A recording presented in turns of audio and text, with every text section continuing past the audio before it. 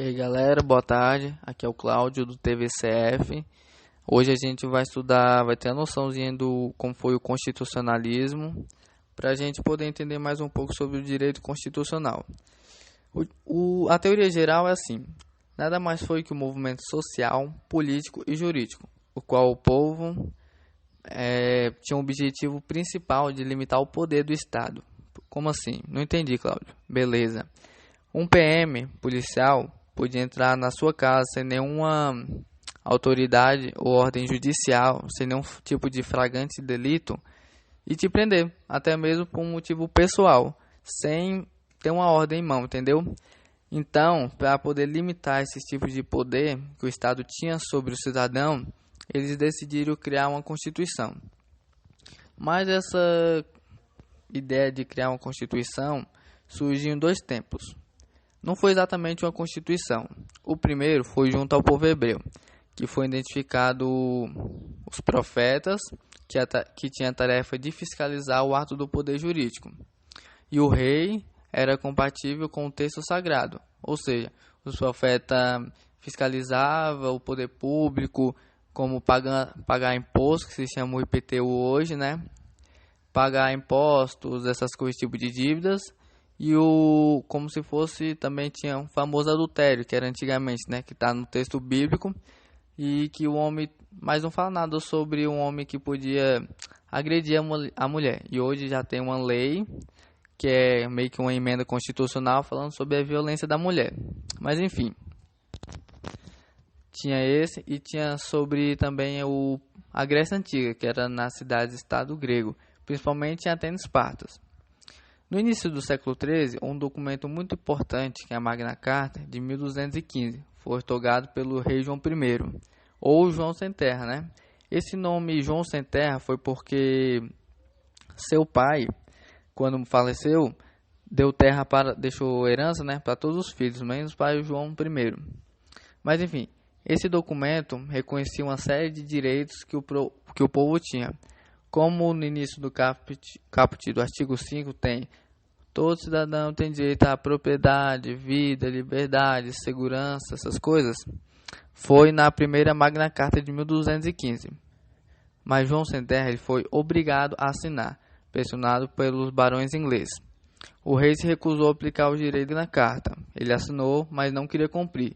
E também depois seu governo, e também na Grécia, na cidade-estado grego, os reis de lá também não quiseram cumprir. Nenhum outro tipo de rei que tinha essa ideia de constituição ou de constitucionalismo queria aplicar esses direitos. Até o Vaticano considerou a Magna Carta como um documento rebelde. Como assim? Que dava liberdade para fazer o que quiser. Como hoje a gente tem a liberdade de pensamento, expressão filosófica, religiosa, porque é um direito assegurado, como se fosse na Magna Carta. Se vocês tiverem uma dúvida assim e tal, procura no Google Magna Carta de 1215. Tem em formato PDF, no Word, é bem legal vocês conhecerem. E também no século XVIII, surgiram mais dois documentos importantes.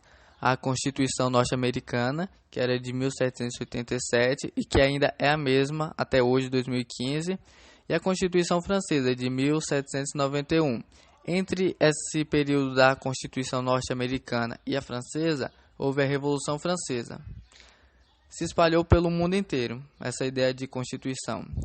Aí saiu a Constituição Espanhola, de 1812, a Constituição de Portugal, de 1822. No início do século XIX, o rei de Portugal, ele estava no Brasil, acho que você já estudaram essa história na aula de história, fugindo de Napoleão e voltou para Portugal por causa do constitucionalismo. Como assim? Sabendo que a Espanha acabava de fazer uma constituição, o povo português também decidiu fazer uma constituição. Dom João VI participou da elaboração da Constituição de 1822 e foi obrigado a retornar a Portugal sob pena de deixar de ser rei, deixar o cargo. Mas só que quando ele chegar em Portugal, ele não esperava. O pessoal, sob a pena de deixar de ser rei, ele, ao chegar em Lisboa, só foi permitido que Dom João VI saísse do navio se ele cumprimentasse a Constituição, ou seja, se ele como cumprisse os deveres também, sendo rei, mas nada mais com mais e menos direitos e obrigações que o povo. Só que ele, como eu disse, ele foi que meio obrigado a deixar o posto, ele aceitou.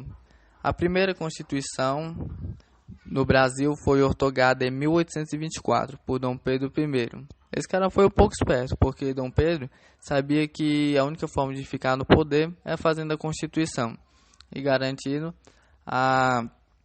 o direito do povo e seu cargo. Só que aí, em 1888, surge a primeira Constituição brasileira de verdade. Essa aí era como se fosse só para falar que o povo tem direito, entendeu? Ela foi juntada por vários escritores constitucionalistas e também do pessoal, alguns norte-americanos, francesa e muitas pessoas do Brasil. E daí a Constituição vem sendo atualizada, porque ela não é um texto completo, como a norte-americana, que até hoje não tem PLs, não tem emendas constitucionais. Esses PLs e emendas constitucionais que a gente tem, as famosas PECs, são para poder cada vez aprimorar os direitos do cidadão brasileiro. E com o tempo vai sempre atualizando e tendo mais direitos para o cidadão. Bom, galera, obrigado pelo vídeo aí. E se vocês gostaram, dá um like aí, ou se inscreva no nosso canal. A gente vai estar sempre tentando lançar alguns vídeos aí pro pessoal. O vídeo de concurso vai ser a partir do vídeo 2, que vai ser os princípios fundamentais. Isso aqui só foi pra gente ter uma noçãozinha básica de como é que surgiu o constitucionalismo. Valeu, galera, até a próxima.